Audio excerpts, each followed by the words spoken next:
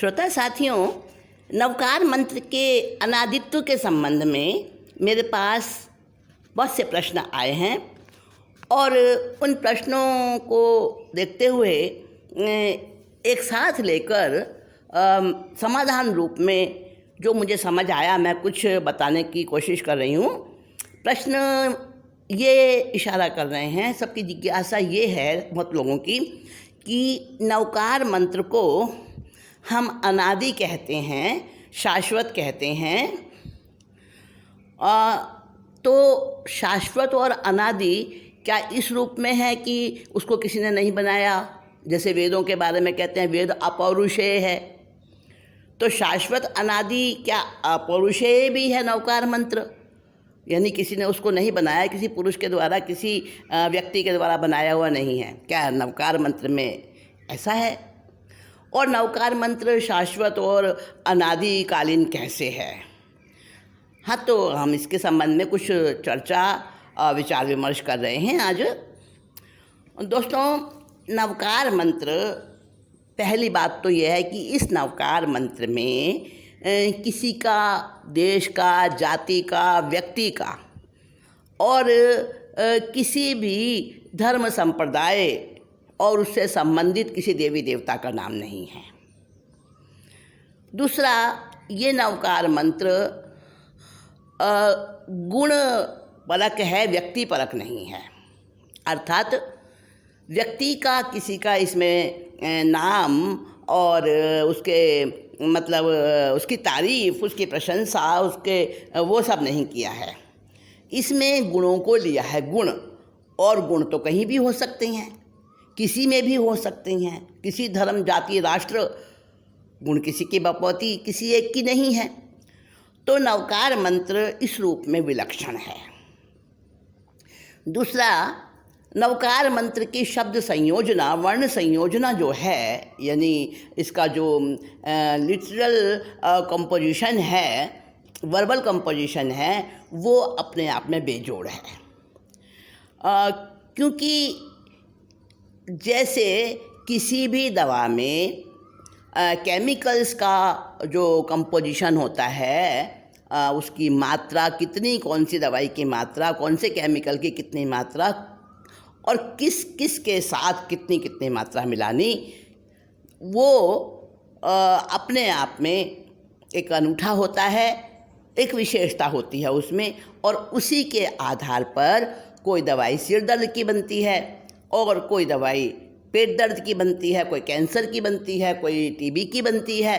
अलग अलग बीमारियों की अलग अलग दवाइयाँ बनती हैं केमिकल के कंपोजिशन के अनुसार, उसकी क्वांटिटी और उसकी संयोजना के अनुसार। ठीक है। तो नवकार मंत्र में जो शब्द संयोजना है, जो वर्ण संयोजना है, वो बहुत ही उच्च कोटि की है।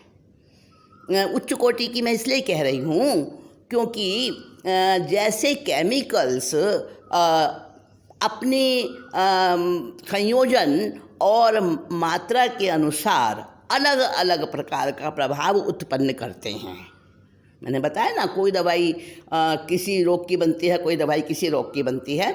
सब में केमिकल होते हैं, परंतु उनकी मात्रा और उनका संयोजन अलग अलग होता है। इसी तरह से जो वर्ण होते हैं, ये जो हमारी वर्णमाला है ना, तो इसमें जो वर्ण हैं, तो जो वर्ण होते हैं ना, कौन सा वर्ण क्या प्रभाव रखता है और कौन कौन से वर्ण आपस में मिलकर क्या प्रभाव डालते हैं, वो अलग अलग होता है।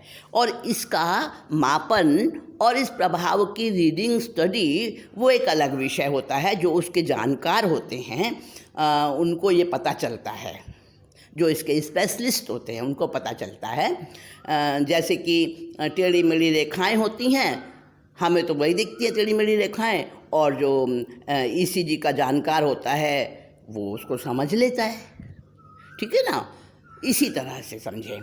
तो हर वर्ण का और उसके संयोजन का, कई कई वर्णों के संयोजन का अलग अलग प्रभाव होता है। तो नवकार मंत्र में जो वर्ण संयोजना है ना, वो बहुत विलक्षण है और उसके प्रभाव को नापा गया है सर्वे किया गया था कुछ वर्षों पहले सभी धर्मों के मंत्रों का अंतर्राष्ट्रीय स्तर पर। उसमें जैन नहीं थे, एक आध कोई होगा, बाकी नॉन जैन ही थे लगभग। तो सभी देशों के उसमें थे जांच करने वाले स्पेशलिस्ट। तो वर्णों के स्पेशलिस्ट थे। जैसे आलकेमिस्ट होता है, वो केमिकल का स्पेशलिस्ट होता है, वही तो दवाइयों का सेटिंग करता है, कौन सी दवाई में कितना केमिकल किस तरह से डालना। तो वो जो थे सारे के सारे वहाँ पर जो जजेस बैठे थे ना, निर्णय करने वाले, वो सारे जानकार थे वर्णों के, उसके प्रभाव के, उसके साथ वर्णों के साथ बनने वाली इलेक्ट्रोमैग्नेटिक वेव्स के, उसके फील्ड के सब जानकार बैठे थे। तो उन्होंने अलग अलग मंत्रों को अलग अलग प्रकार से ट्विन उसके ध्वनि का जो है ना विश्लेषण करके उसके प्रभाव को जांचा, मापा।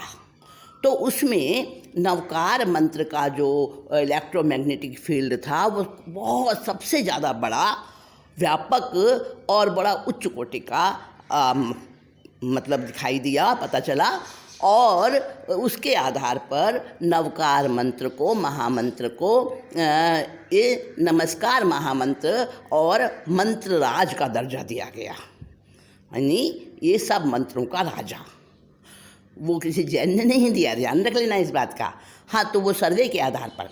दूसरा क्या कि ओम जो है एकाक्षरी मंत्र है, और ओम को सारे धर्मों में, अधिकतर धर्मों में ओम को मान्यता दी गई है। तो ओम को भी जांचा गया, ओम मंत्र की मतलब वो चैंटिंग की गई, उसकी भी उच्चारण द्वारा, और उसकी भी ध्वनि प्रभाव को मापा गया। तो वो भी काफ़ी हद तक बहुत अच्छा रहा। तो सेकंड नंबर पर ओम और गायत्री मंत्र दोनों आए थे उस सर्वे में। फर्स्ट नंबर पर महामंत्र नवकार आया था, और सेकंड नंबर पर ओम और गायत्री मंत्र आए थे। ये मैंने आपको बात के चलते बता दिया। तो कहने का मतलब है कि नवकार मंत्र का ऐसा प्रभाव है, और ओम भी उसके ही समकक्ष ठहरता है।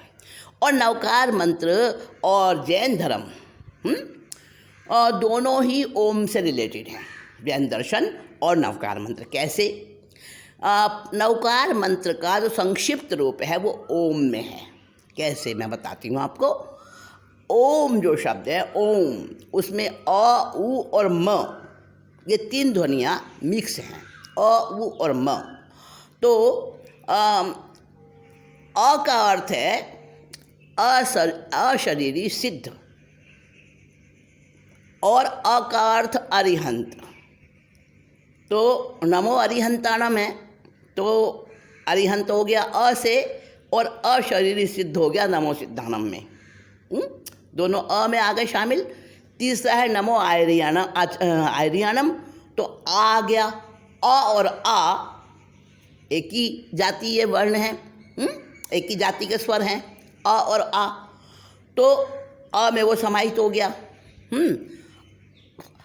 आ और उ मिलके ओम बनते हैं। अब उ उपाध्याय में आ गया। आ और उ, अ आ उ तीनों आ गए ना। अब नमो लोय सव्व साहुनम। अब जो साधु हैं, सारे संसार के साधु हैं, साध्वी हैं, तो वो एक मुनि शब्द में सबका जो है ना समावेश हो जाता है। मुनि का म, ठीक है। तो अ, उ और म तीनों ध्वनियाँ पूरी नवकार मंत्र के पांचों पदों में है ना। तो ओम को नवकार मंत्र का मतलब शॉर्ट रूप माना जाता है। अब अनादि की बात करते हैं। अनादि कैसे है? आपने नासा का नाम तो सुना होगा। नासा बहुत बड़ी संस्था है जो कि स्पेस संबंधी और इस तरह की खोजें करती है। तो नासा ने बड़े बड़े वो सूक्ष्म तरंगों को ग्रहण करने वाले यंत्र लगा रखे हैं एटमॉस्फेयर में, वायुमंडल में, वातावरण में। तो एक बार क्या हुआ कि सूर्य से कुछ ध्वनियाँ निकलती हैं। सूर्य से कुछ ध्वनियाँ निकलती हैं समय समय पर, अलग अलग समय पर। तो एक बार सूर्य से ये ओम की ध्वनि निकली, ओम की। ये मैं आपको वास्तविकता बता रही हूँ। नवकार मंत्र की ही बात कर रही हूँ मैं। आप पहले थोड़ा सा धैर्य रखेंगे, मेरी बात को समझेंगे, सुनेंगे। तो ओम की ध्वनि निकली और वो इतनी हल्की थी, इतनी अस्पष्ट थी, इतनी धीमी थी कि मनुष्य के कान उसको नहीं सुन सकते। लेकिन वो यंत्र में जो है ना, अब वो बंद हो गई, उसमें टेप हो गई, रिकॉर्ड हो गई। अब क्या हुआ, जब वो खोलने बैठे उसको, उसकी जांच करने बैठे, उस जो उन्होंने रिकॉर्डिंग डिवाइस को इस पर लगा रखी थी, जब वो देखने बैठे तो वो जो ध्वनि आई उनके सामने, वैज्ञानिकों के सामने, तो उनको सुनाई नहीं दी वो। तो उन्होंने उसकी फ्रीक्वेंसी बढ़ाई। फ्रीक्वेंसी का मतलब उसको उन्होंने बड़ा किया, उस ध्वनि को उन्होंने ज़्यादा उच्चारण जोर से हो वैसा उन्होंने यंत्रों द्वारा उसको बढ़ाया ध्वनि को, तो उसकी फ्रीक्वेंसी बढ़ाई। तो जब वो फ्रीक्वेंसी बढ़ाते गए, बहुत बढ़ाई और बढ़ाई, तो जब सुनी उसको तो पता चला कि ये तो ओम है। हाँ, ओम है। तो उस समय में ज्ञानी लोगों ने, ज्ञानी जनों ने उस ध्वनि को सुना होगा। तब तो यंत्र भी नहीं थे। अपनी दिव्य शक्ति से, अपनी आत्मिक शक्तियों से, अपनी आत्मा की विशुद्ध जो उनकी शक्तियों की ऊर्जा बढ़ चुकी थी, उससे उन्होंने उस ध्वनि को सुना होगा। हाँ, उसमें वैदिक ऋषि भी आ गए और जैन भी आ गए, सब आ गए ऋषि मुनियों में, जो उच्च आत्माएं है ना, जो साधना से अपनी शक्तियों को बढ़ा चुकी थी। ऐसी आत्माएं, ऐसे कोई महापुरुष, उन्होंने उस ओम की ध्वनि को सुना। हजारों वर्षों पहले उन्होंने सुना। अब उन्होंने सुन कैसे लिया, ये सवाल आता है, क्योंकि हम तो नहीं सुन सकते, हमें तो दीवार के पार की आवाज़ भी नहीं सुनाई देती है।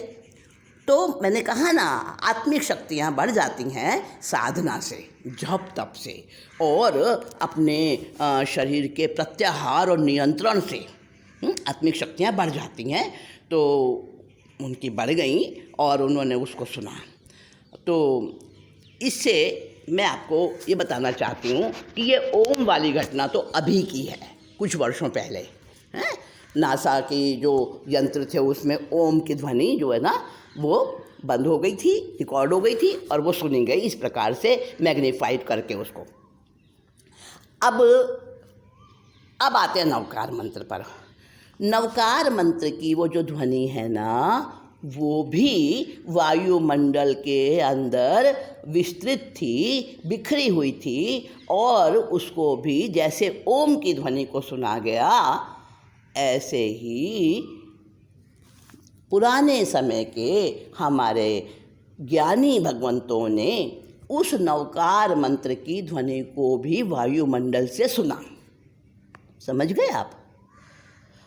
और जैसे ओम के बारे में मैंने आपको अभी फ़िलहाल का उदाहरण बताया, ऐसे ही हम समझ सकते हैं, अनुमान लगा सकते हैं कि नवकार मंत्र का भी कुछ इसी प्रकार का रहा होगा कि उन्होंने, ऋषि मुनियों ने, हमारे ज्ञानी भगवंतों ने उस ध्वनि को अपने आप, अपनी दिव्य शक्तियों से, आत्मिक शक्तियों से उन्होंने उस ध्वनि को सुना और समझा और सबको बताया।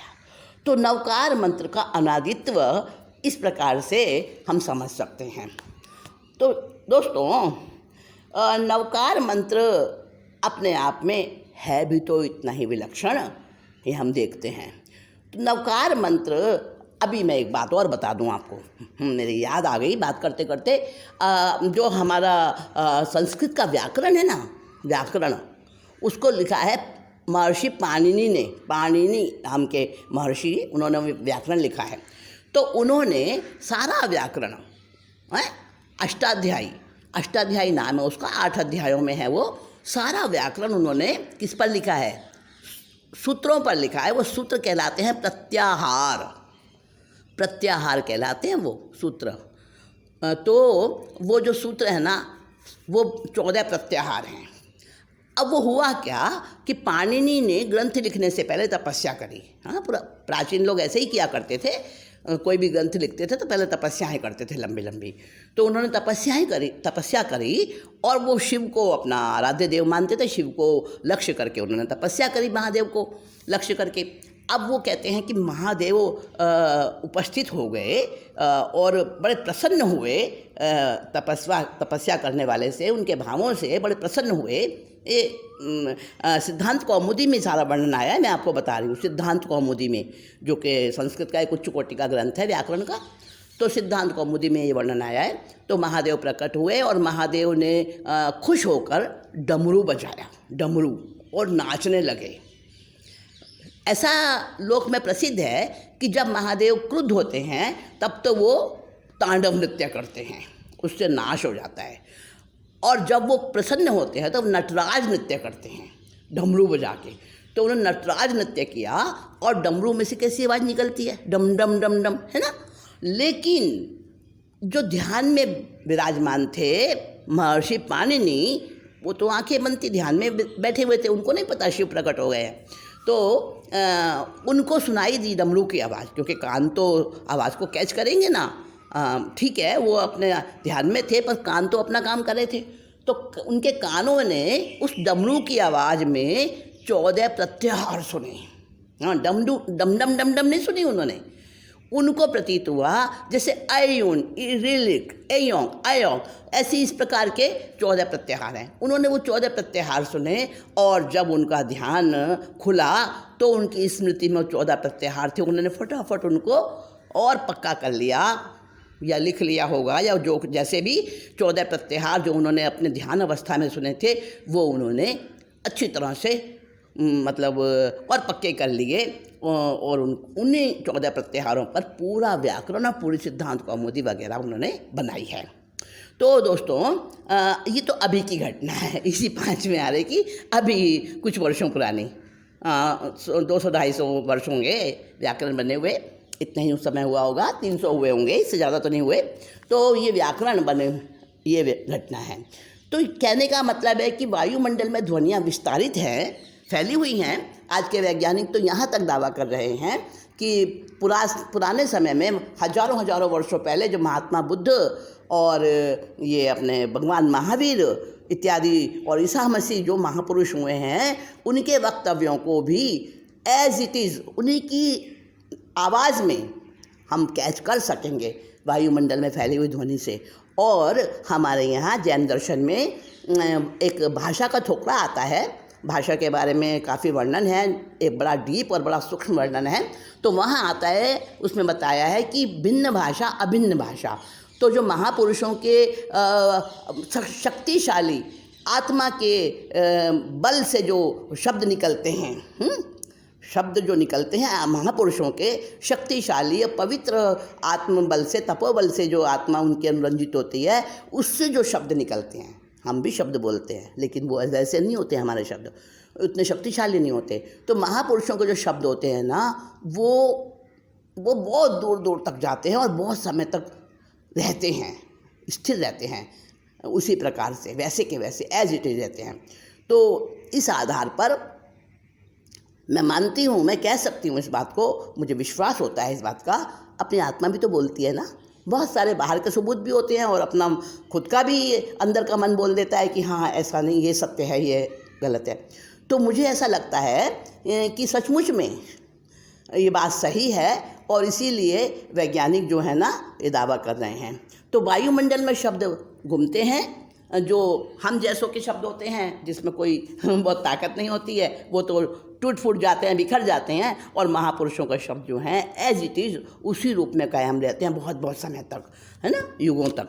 तो ओम की ध्वनि और नवकार मंत्र की ध्वनि, ये वायुमंडल से पकड़ी हुई ध्वनि है, कैच की हुई ध्वनि। जैसे हमारे रेडियो टीवी ये कैच करते हैं, जहाँ जो हम स्टेशन लगाते हैं, जहाँ पे हम वही मतलब वहाँ का बोलने लग जाता है। तो इसी तरह से जैसे आज हम टीवी पर चैनल बदल लेते हैं, ऐसे ही महापुरुषों की वो ध्वनियाँ जो वायुमंडल में हैं और वायुमंडल में प्राकृतिक रूप से बनी हुई ओम की और नमोकार मंत्र की जो ध्वनि है, उसको कैच किया गया ज्ञानियों के द्वारा।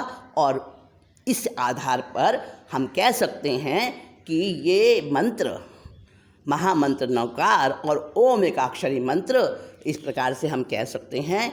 और गायत्री मंत्र वाले भी ऐसा ही कहते हैं कि गायत्री मंत्र को भी किसी ने नहीं बनाया, ये भी अपौरुषेय है। तो जो भी इस प्रकार के मंत्र हैं ना, प्राचीन मंत्र, वो ऐसे ही महापुरुषों ने कैच किए हैं, वायुमंडल से कैच किए हैं। इसी आधार पर कहते हैं कि वो अपौरुषेय हैं और अनादि हैं, शाश्वत हैं। तो दोस्तों, इसमें कोई संदेह नहीं है, हमें इस बात को विचार करना है, सोचना है। और इसके बावजूद भी अगर कोई आपके दिमाग में नई बात आती है, नया प्रश्न आता है, तो आप ज़रूर मुझे बताएं, मैं उसको भी अपने ध्यान में लूँगी। और फिर कोई बात आएगी विचार में तो फिर आपसे बात करूँगी। और अभी चलती हूँ, आज्ञा दीजिए। श्रोता